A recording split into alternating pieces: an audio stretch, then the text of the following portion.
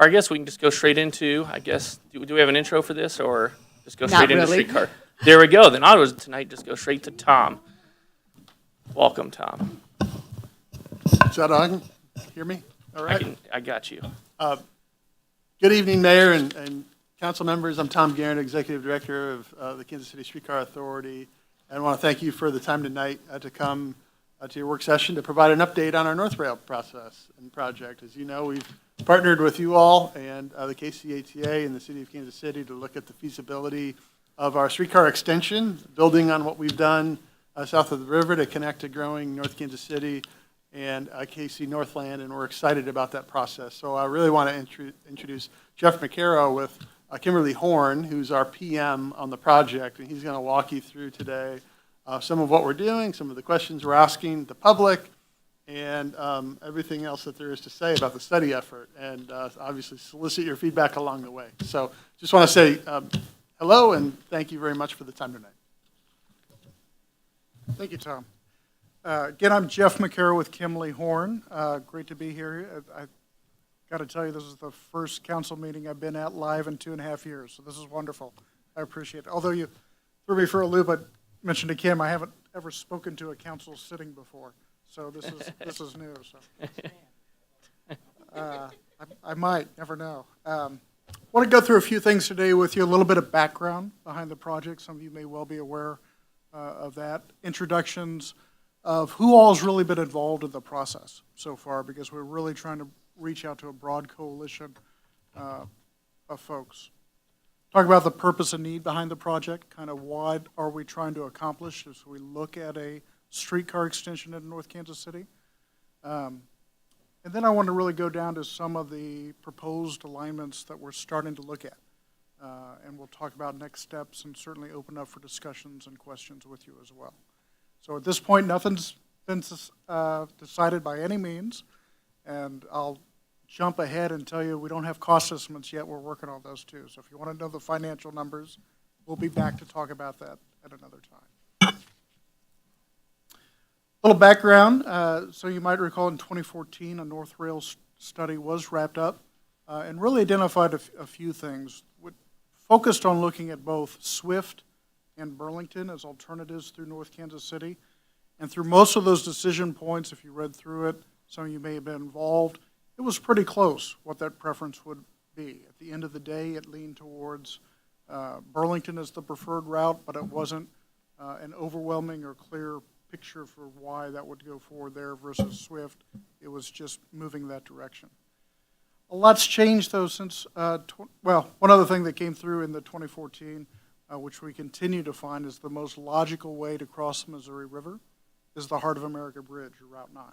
So we'll talk about that moving forward as opposed to building a new structure or using some of the old bridges that are out there today.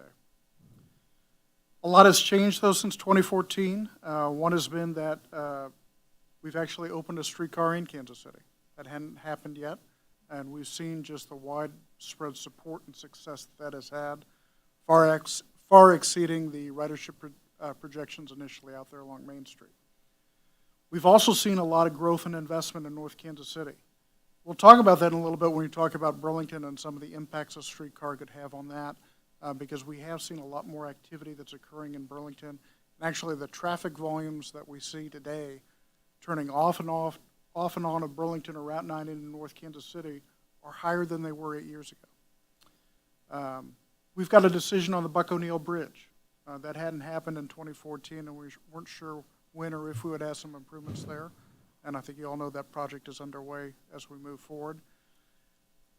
And then finally, there's Complete Street that is programmed and planned and hopefully constructed before construction begins before long on Burlington here in North Kansas City as you kind of implement some Complete Street improvements. So a lot's happened over the past 8 years. We've got a pretty diverse project management team. You may recall, for those of you who are here when this process started, there is a joint funding agreement between North Kansas City, Kansas City Streetcar, and the Kansas City Area Transportation Authority. But we also have part of that project management team staff from the Kansas City, Missouri, as we try to figure out how to connect into their system when we're crossing city streets, as well as folks with the Mid-America Regional Council, Ron Acapul, and MoDOT. If we're using the HOA bridge, that's MoDOT certainly, and we have to bring them along and get consensus as we move forward. We also have a much longer advisory committee. We've met a few times with this group going through the process. We won't go through everybody here. It's an expansion of some representatives that we talked about, many here from the North Kansas City community as well, that have come in to really gain some support and give us some advice as we move forward. We're trying to bring them along so they can really be that point of contact reaching out to a lot of the public. And finally, we've held a series of focus group meetings. These were targeted discussions with small groups, anywhere from half a dozen or so people on up, give or take.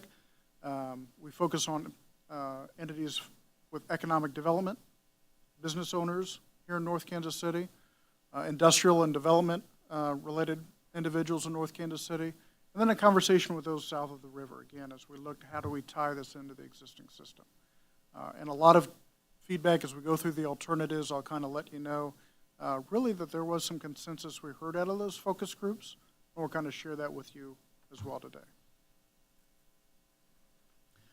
Talk about the purpose and need for this project, and this is kind of the same conversations or a lot of very similar to what the purpose and need behind the initial streetcar was. One was to connect. We want to connect North Kansas City and the Northland to downtown Kansas City. We want to connect with fast and frequent service over the Missouri River. We want to enhance accessibility for all users, kind of as they come into across the Missouri River here to North Kansas City. Provide more mobility choices, options for future connections to regional transit, and climate protection as well through an efficient and environmentally friendly way of travel. We also want to develop. We've seen the success that streetcars can have as being that catalyst for economic development. And how does that play into North Kansas City?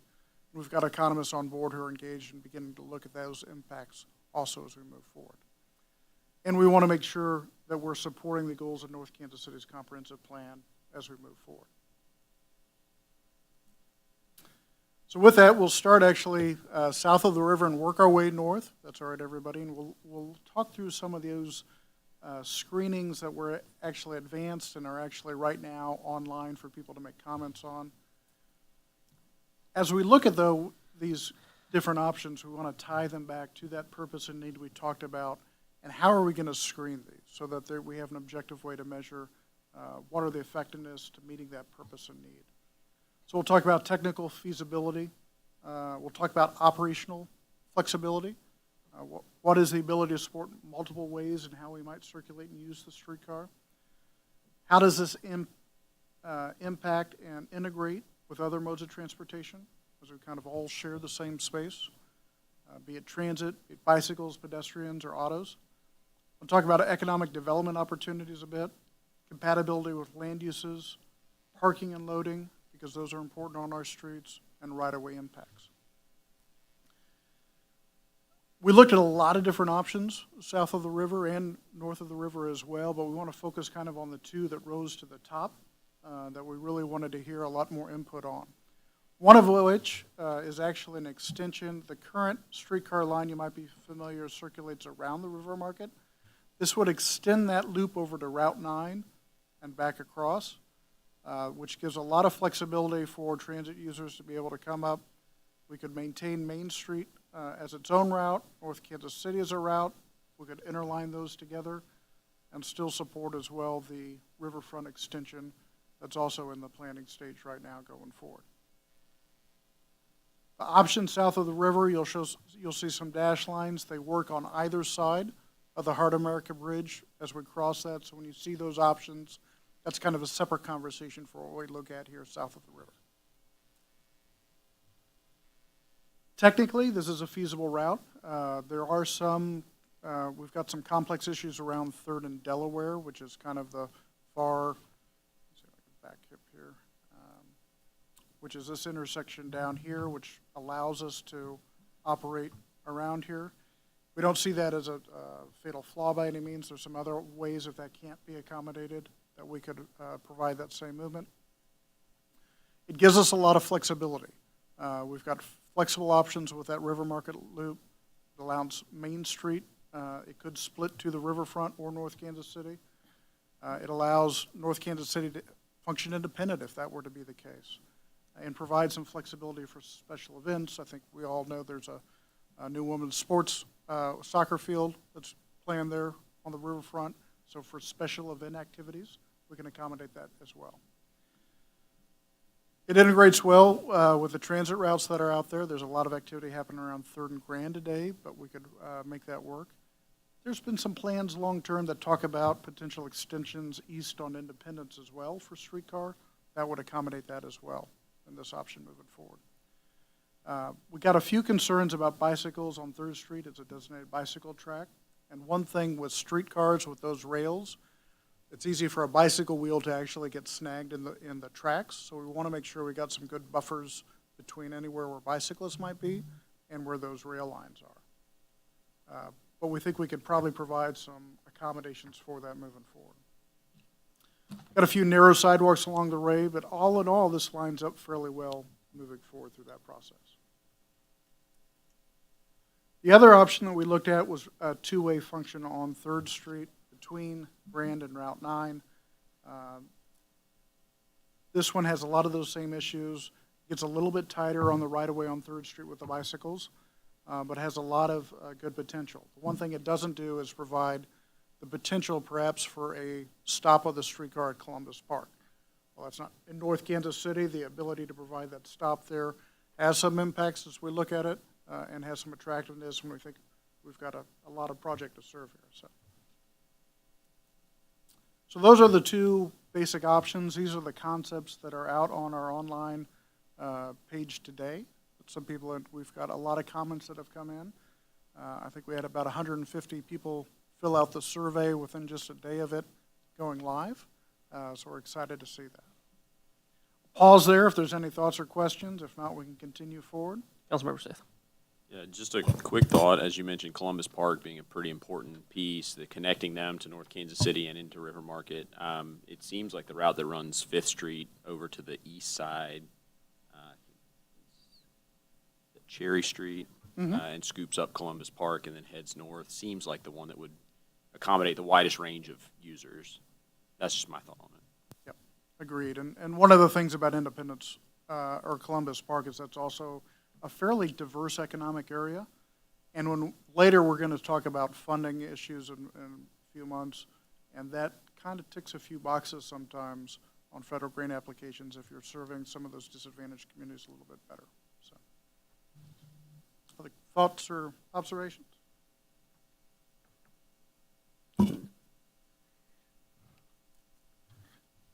Talking about the heart of America, there's a few fewer criteria as we look at how we cross the Missouri River. And actually, this is 2 bridges. You all might be aware we have the Missouri River crossing, then a major rail crossing with some space in between. As a primary MoDOT route, understanding the vehicular impacts to any changes on the number of travel lanes and what that means to MoDOT, it's important to understand. And we'll talk about going through there. Feasibility and constructability, how does that integrate with MoDOT facilities? Operational flexibility, how can we maintain that? The 2014 study talked about a single rail line going across that was bidirectional. That's still what we're looking at here. One thing that we have the option to provide, though, between the 2 bridges is actually a passing siding or a passing rail. There's enough distance that once you cross the Missouri River, we could have a streetcar pull off on one side, let the opposite direction go before you cross the rail yards as well. There's actually enough room, and it's flat enough in between the 2 that we could accommodate that if needed. Then we'll talk about multimodal integration. So you might be aware that this is the only route in which bikes and peds have today to cross the Missouri River in a lot of activity. So we want to understand those impacts. It's a pretty heavily used traffic way for bicycles and pedestrians, and keeping those in mind moving forward. The first option is, we're calling it the east side here, if you will. We're actually keeping the multi-use trail exactly where it is today. And to the inside of that, adding the streetcar line. The traffic lanes, there are 3 southbound lanes and 2 northbound lanes today on the Heart of America Bridge. would actually be pulling one of those southbound lanes, so it would have the same number of lanes, north and south. If you've all traveled that bridge, you know it's actually a pretty heavy lane imbalance. A lot of people are staying in that lane that goes to the I-70 ramps already. So actually losing one lane doesn't really impact the traffic flow at all to a measurable degree on the Heart of America Bridge. But this shifts all those traffics over to those sides, and it gives us some opportunities. A couple things, it gives a little bit more buffer from the pedestrians and bicycles from the vehicular traffic, but it also gives a maintenance opportunity for MoDOT. One of the things MoDOT does every 2 years, and it's a requirement, is do an inspection of these bridges. And they use what are called snooper trucks, which are trucks with long arms and buckets that actually reach up underneath the bridge to inspect from the underside. This gives them that flexibility to actually provide that inspection. They shut down, as they do today, the multi-use trail, when they do that inspection, and then they could open it back up. That wouldn't impede the streetcar operations at all. If the streetcar was in that lane, one of the things that could be done is they could end up shutting it down for about a week in operations to do that inspection every couple of years. Not unheard of, not ideal, but that's one of those conditions that are out there. With that, would actually have to widen the ramp from 3rd Street northbound onto the Heart of America. Today it's got the multi-use trail and the streetcar line. Would actually have to widen to provide a pedestrian bridge either adjoined to that bridge or as a separate structure coming up as well. So those options would have to, that's actually a pretty significant step. It means about 1,000 feet of widening of the bridge to accommodate that. So when we start looking at the cost estimates, we'll see some of those impacts as well. From a operational standpoint, if we look at those criteria, vehicular impacts, it would be, well, the traffic can be maintained at what we call a reasonable level of service, or LOS, under capacity, maintaining good operations on that road. It also means we could keep that streetcar all the way on the east side so that if you were to actually come up Swift, we don't have to worry about actually the streetcar and Burlington or Route 9 traffic actually interacting at all. There is a few issues. We don't quite have the vertical clearance underneath the Heart of America Bridge that we would ideally like. That said, we've got the same situation with even less clearance on the existing Main Street line, where we've got some bridges over the streetcar today. It's working fine. It's not a major issue, but it's one a little bit less than ideal. Otherwise, we can easily maintain 10-minute headways on the streetcar crossing the bridge, which is about the level of service we have today. It allows MoDOT to inspect this from both sides. Doesn't really impact the transit route that exists, the buses that exist today that go up North Oak Trafficway, and the bicycle and PEDs remain as they do today. So there's no change in routes where they enter the HOA bridge, where they leave is in the same location. The other option we took a look at was on the west side, and for this one I might say as well, this could be flipped completely if you wanted to put it on the east side as well. The intent is still basically the same. We would reduce 2 lanes, or reduce 1 lane on the HOA bridge, so we have 2 lanes northbound and southbound. On this example, we keep the trail on the east side and the streetcar line on the west side. That will require, though, that we're probably going to have to cross the streetcar with Burlington at some point. We see a situation like that today on Main Street near Union Station. It's something that happens. We signalize it. It's not a huge deal, but it'll have some delays in traffic when we make that maneuver. Feasibility and constructability, no real issues there. What this does, though, is potentially restrict MoDOT from being able to do that bridge inspection, because they have to go to both sides of that road to look up underneath the bridge.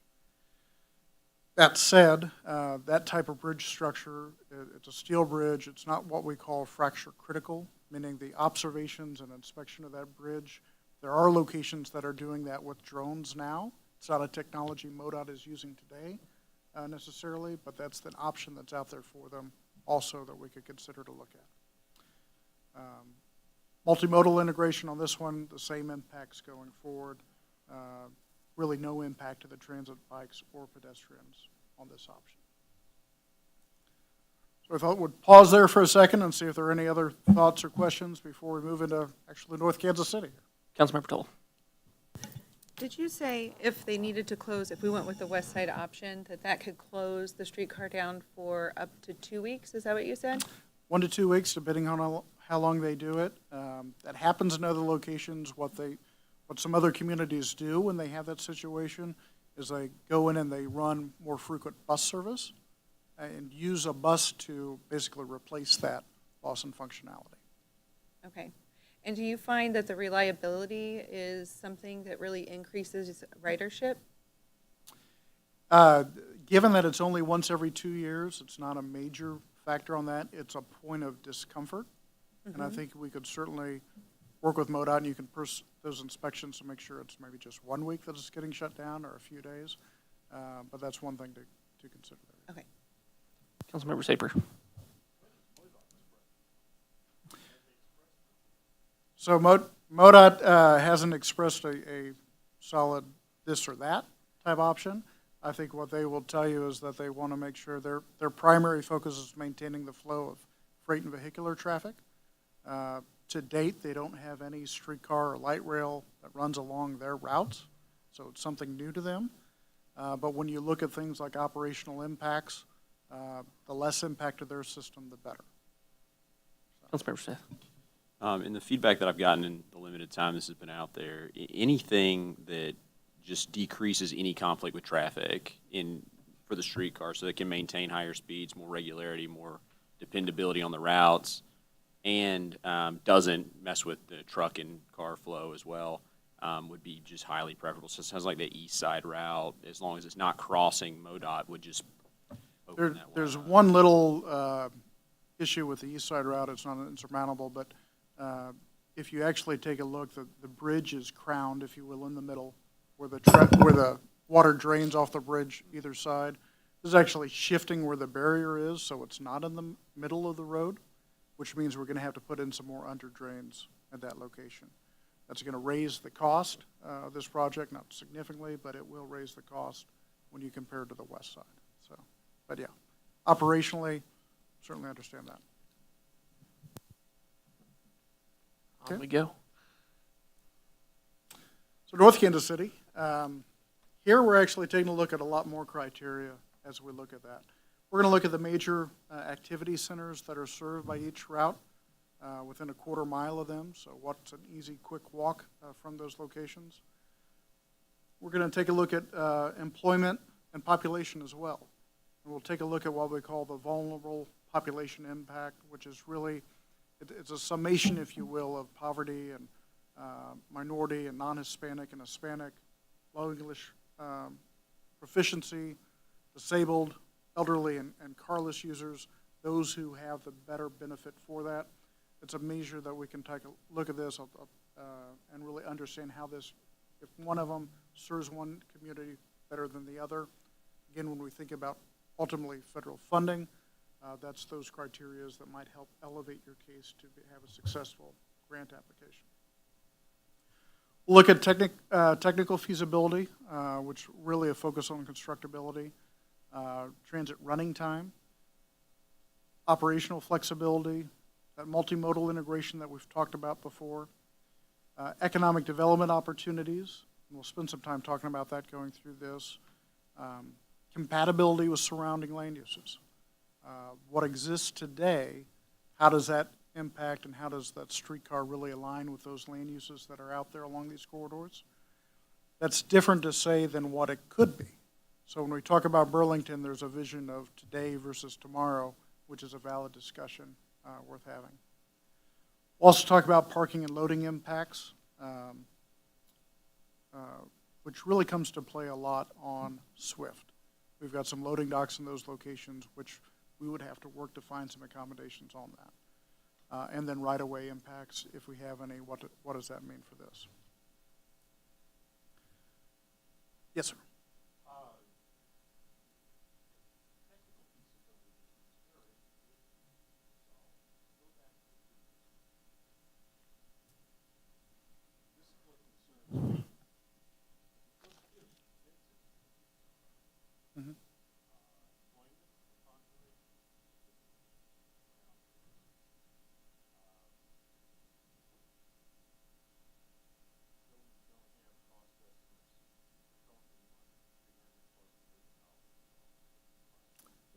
it will be ballpark, give or take, either direction, yes. So.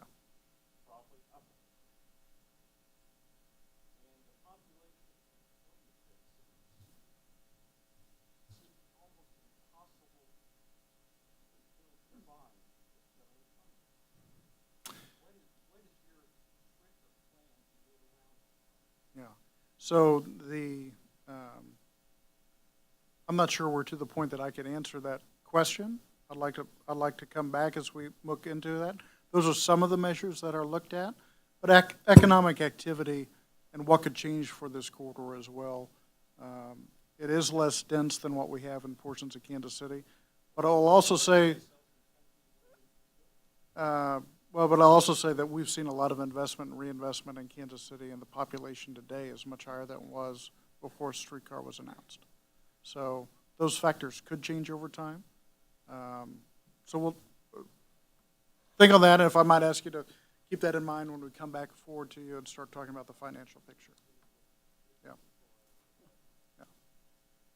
Understand?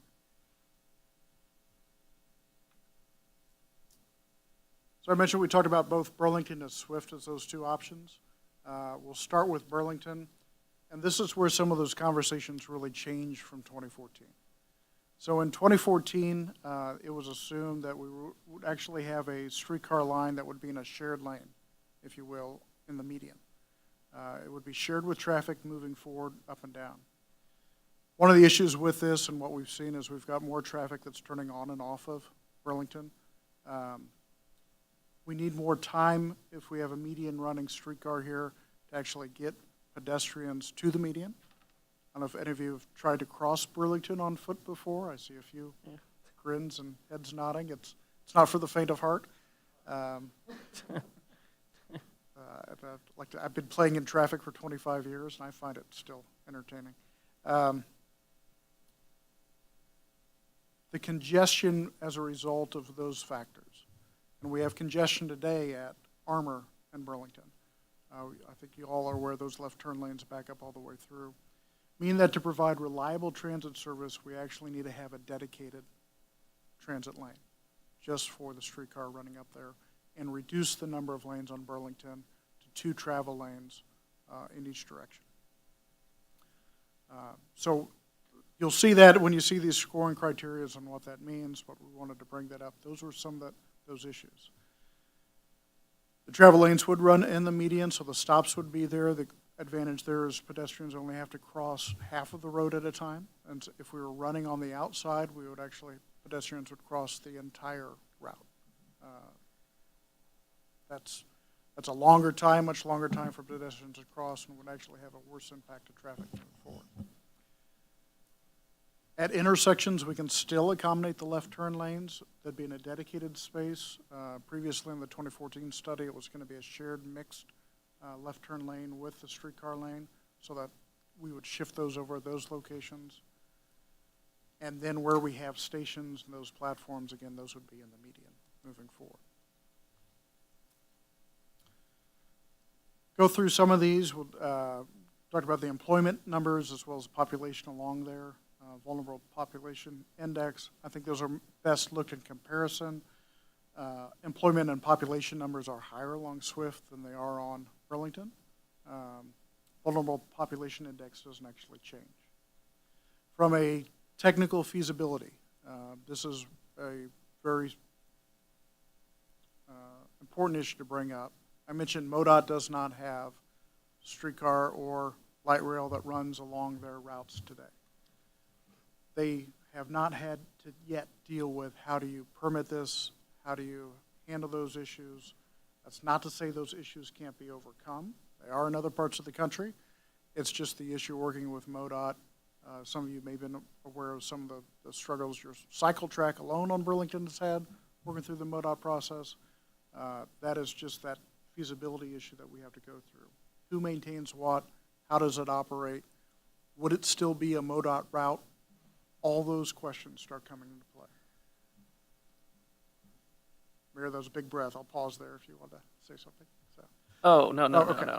I was going to say something about MoDOT, but I'll keep it to myself. Thank you. It provides us with dual tracks, feasibility along here.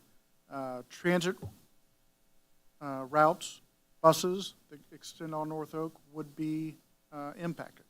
The congestion that would occur along Burlington would provide unstable flow. Auto truck facilities, we've got a major reduction in capacity.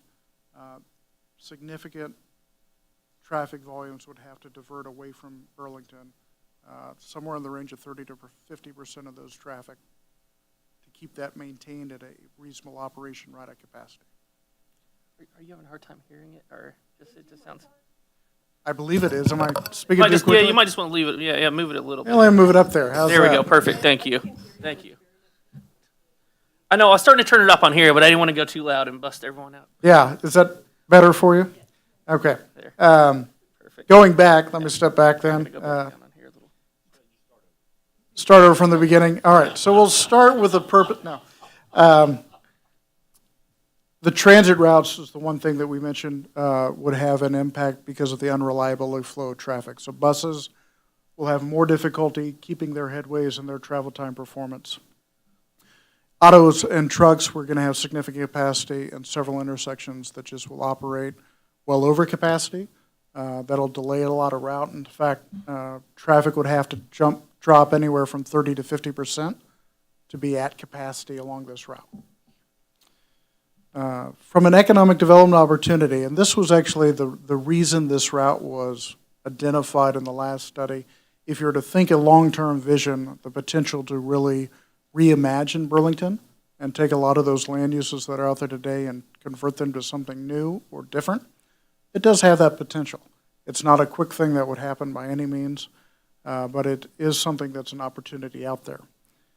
That said, the existing land uses along Burlington really aren't compatible with the streetcar.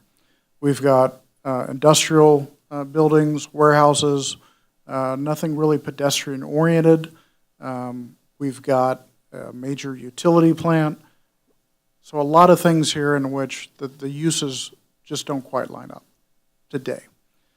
Parking and loading, not as big of an issue here. We've got limited docks that really utilize Burlington for access. And by dedicating this and taking away a travel lane, we can actually not need any right-of-way along this route. So.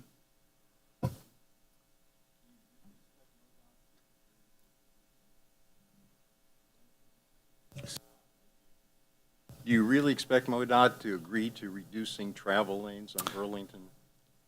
That's a fair question. I would say what MoDOT has said is when Burlington stops looking like a MoDOT route, they stop wanting it to be a MoDOT route. So when you were to look at a change like this, it would likely mean a consideration or a discussion would happen with MoDOT. I'm not speaking of any guarantees or anything, that the city of North Kansas City would take Burlington over from MoDOT. Well, now that you've talked yourself out of the Burlington route, we should probably go on to the Swift. Look at that. He's pushing this right along here. So with that, we'll move on to Swift, if you will. And Swift has a lot of functionality. I think you all know it's an extremely wide roadway today. One of the few streets in the metro area in which you actually have 90-degree head-end parking. It's not something that normally happens. We normally have parallel or maybe angled parking along those routes. So we've got the option south of 23rd to really keep it and utilize the lanes and have mixed traffic going forward in that route. We can still provide on-street parking. This is a major bicycle route, so we could also provide some dedicated bicycle lanes as well if need be. That keeps it separated and protected from the rail traffic.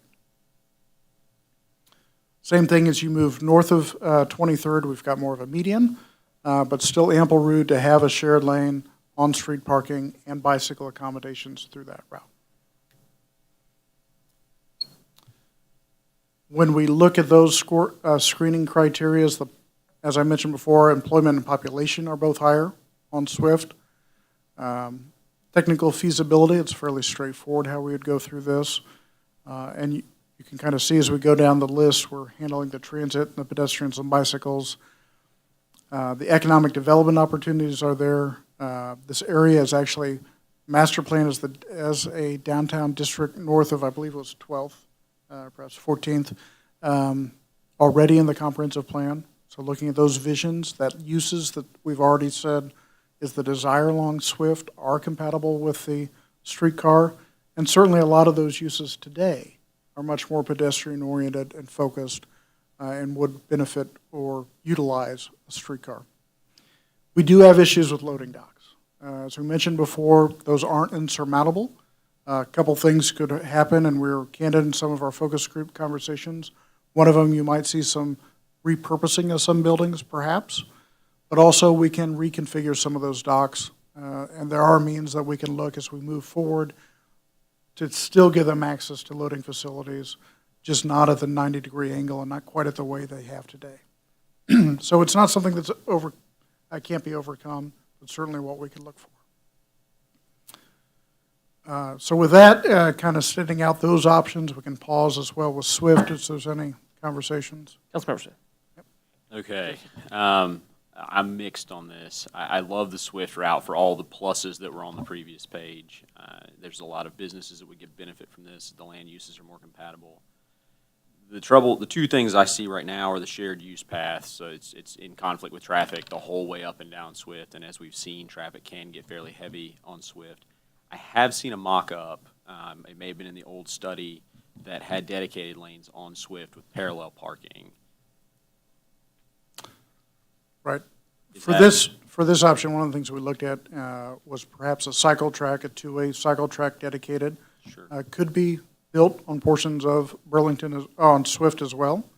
There's ample room to do that. That would give you that buffer. This one, we're showing that actually on the east side because it has fewer loading docks and freight activity. As you move to the north, we've got room for bike lanes as well as parking and the shared vehicular and streetcar lanes as well. So the way I'm thinking about it is we're doing the Burlington Corridor project that will have a cycle track that's running dead parallel to this. Correct. So cycles can go north-south along the Burlington cycle track. If we nix the biking accommodations along Swift and go to parallel parking, is there room for dedicated streetcar, 2 lanes of travel, and parallel spaces? Is Swift wide enough to accommodate that? So we would actually probably look at having shared lanes in this location. Shared streetcar? Shared streetcar and vehicular traffic lanes. That's what I'm trying to avoid, so that it can go full speed the whole way. Like, so putting it in conflict with traffic Yeah. can gridlock the whole thing. I mean, Swift, as you see at peak time, Swift will back up from Armour all the way to 16th or 14th. Streetcar gets stuck in that. And I think with some adjustments of the signal timings, what we've looked at, we could probably avoid that and you could still maintain that. But that option, is it wide enough to accommodate if we took the bike out, parallel parking and a dedicated? Yes. You've got the width that you could do that if you wanted to. To me, that's significantly more appetizing than any sort of shared use where the streetcar and cars are on the same Okay. spot. Good input. And some of those decisions, by the way, as we look forward today, that's an issue that we could continue to discuss and evolve as this project moves forward. The decision today, funding as we move forward, that's not going to change that one way or the other. But it's a great point to bring up, Councilmember. So. Go ahead. One further advantage to what was just said is that one further advantage of what was just said is that maintaining those kinds of speeds enhances the possibility of extending the route north of North Kansas City. If it gets bogged down in North Kansas City, it severely would hamper that possibility. Just overall, kind of look at all these schemes. I mean, Not do there's still a that. lot of room to play in a lot of, I think, different directions. Correct. And it could look slightly different. Every few blocks potentially is probably don't want to move the lane too much, but as you're maneuvering around to accommodate all these things, there may be some shifts, I'm guessing, in how this diagram looks. There could be. One thing with, and depending on, there's flexibility here. And I think that's one of the attractive natures of Swift is that we have a lot of flexibility with the curb lines where they are today to accommodate a lot of different ways on how we configure that. So, Councilmember Smith. Yeah, I forgot to mention the other concern is, as you brought up the loading docks, so a lot of businesses, I don't know a lot, I don't know the number, but a lot have the loading docks back 90 degrees into buildings. And this is a question I've kind of had lingering out. There's maybe an enforceability with the police department, but what is the legality of a truck literally blocking off most of the road? Because I've had to drive around the front end of a truck that's backed fully into a loading dock. Is that something that's supposed to happen? So I won't speak to legal issues in North Kansas City, but Everybody I'll, looks in the back of the room.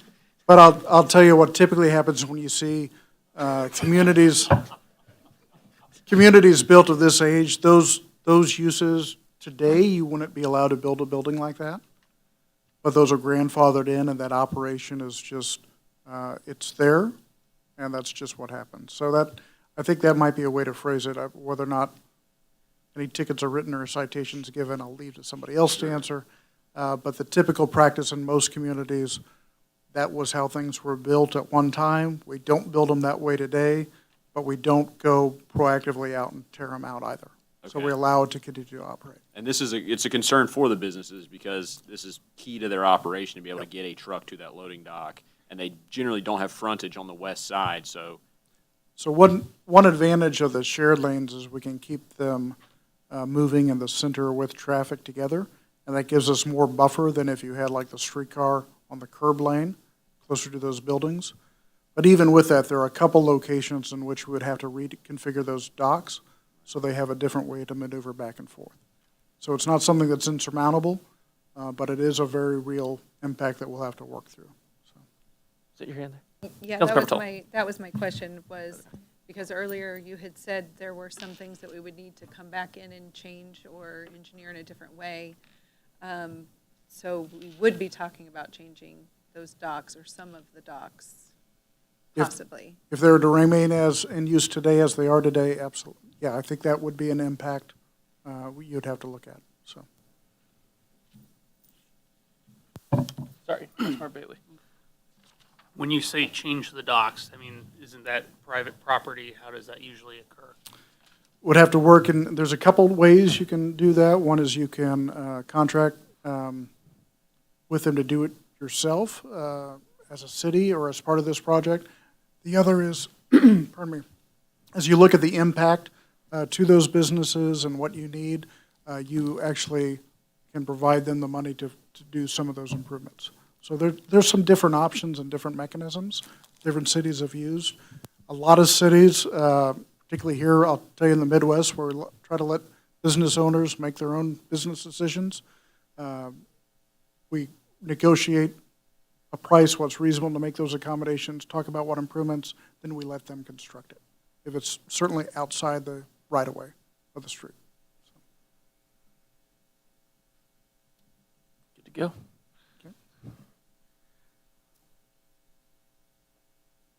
So I went through this, and again, I think we've seen these concepts before. Talk about a few upcoming activities, things that are going on right now. These options are all online for people to make comments on and kind of weigh in. We're going to keep that open through the end of next week. Give lots of people opportunities to make comments. If you were to look on it today, we've got quite a few that are already made out there, so there's been a lot of interest and activity. We will likely, we're looking to have an open house, public meeting, around the late part of June. Once we kind of get everything finalized, we'll get that out so people have plenty of notice to go there. There, everybody will be able to see in person, and we'll staff it as well so we can talk one-on-one with residents and business owners and property owners about their impacts, and they can see some of these improvements moving forward. And then we'll be in the process of really finalizing these plans and getting forward to understand what is that preferred alternative if we do it, but then asking that next question, what's the cost? How's this going to line up? What is its competitiveness on going after federal grants? And how can we think about moving forward? So. Further questions? You look like you got one. Councilmember Saber.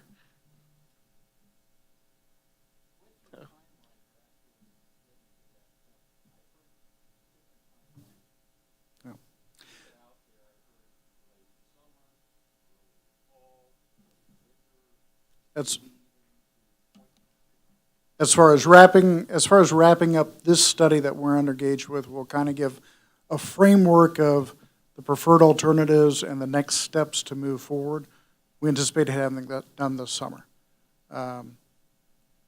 If you're asking the question of how quickly you might have something built, okay, all right, yeah. I'm asking about, excuse me about that. I'm asking about the next step of when the financial completion will be available for us. Yep. So our goal is to have information on that certainly here in the month of June, so that we have that information available at the public meeting as well. Okay, thank you. All right, Councilmember Smith. So during this study, if I'm understanding correctly, this is more of the feasibility and preferences than it is the actual nuts and bolts of getting it done and paid for?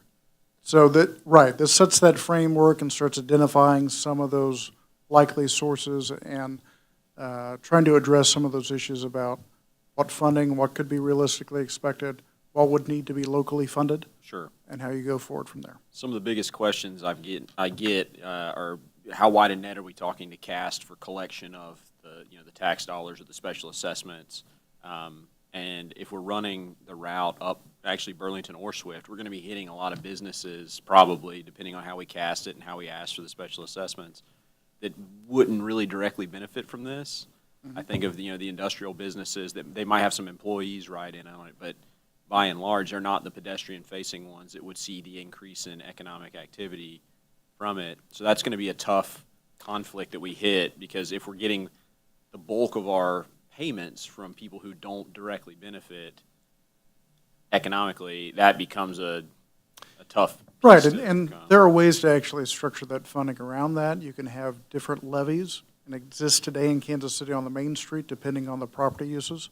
So depending on that, you might have a different levy rate if you're to look at an assessment on property taxes. That makes sense. Yep. Do you have a blanket idea of how wide a net you would look to cast? I mean, we're trying to capture every bit of residential in North Kansas City. Are we talking every business within a quarter mile, Yeah.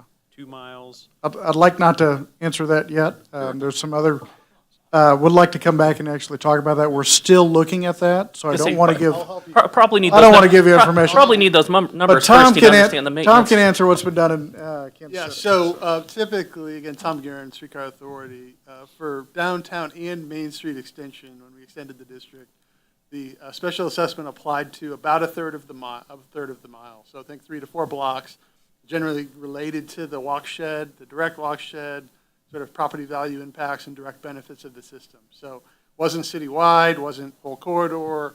I think our starting point here, when we get into modeling, what is the local generation capability we'll be utilizing generally as a starting point, the methodology that we've used both downtown and on the Main Street. So 3 blocks on either side of the route, typically for special assessment, and the sales tax in those cases did extend more broadly. So those are conversations that we would be having around what's defensible and fair from a sales tax generation standpoint, which is, again, more broadly applied as opposed to the special assessment, which is really targeted to specific properties that are benefiting from the value creation that streetcars bring.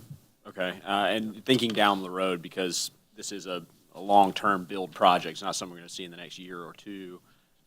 Thinking about if we do the different levies for different types of end users and direct economic benefit type things, we do have some redevelopment going on now, and I wouldn't want to see potential redevelopment get halted for 3 to 5 years so they don't get snapped with a special assessment that would be much higher if they were an obvious economic benefit versus now they're a parking lot or a defunct warehouse kind of situation. So thinking about that and I'm excited about what it can do, but I also don't want to see people sit on a property because they're going to get slapped with a really big assessment if they build now.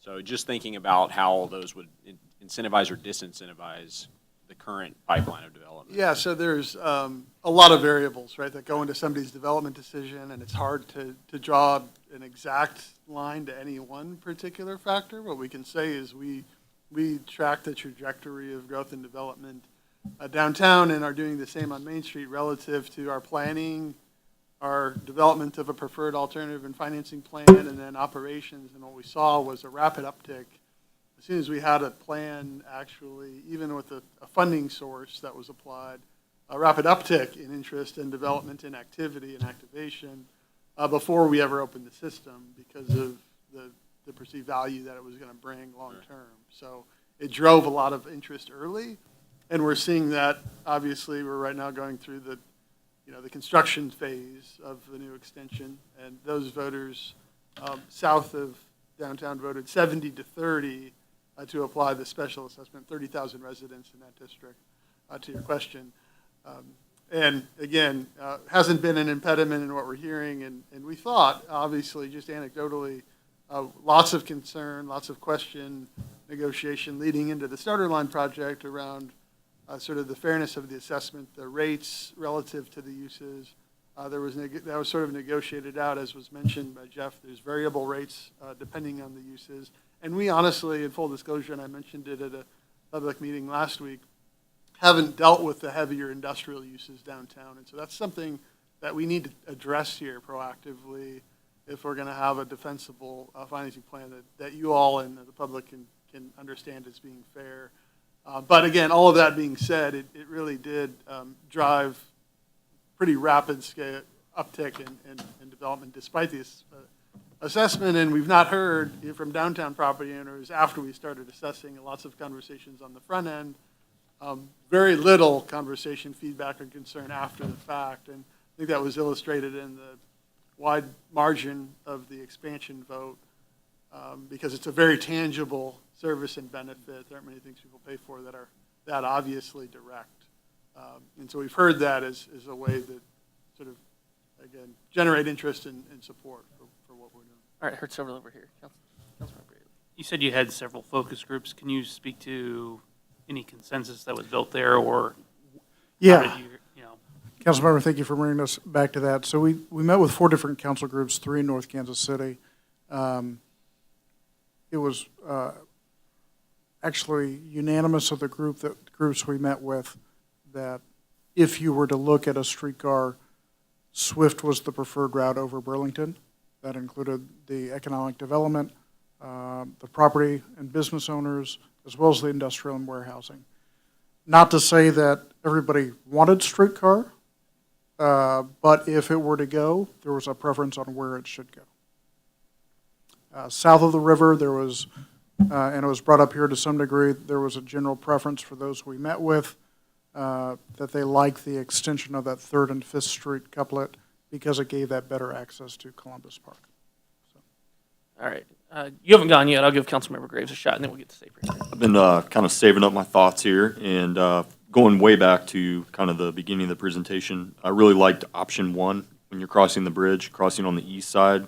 The west side crossing didn't really make sense to me, but then you commented that the crossing on the east side would cost more. I'm assuming that's because you have to widen the on-ramp.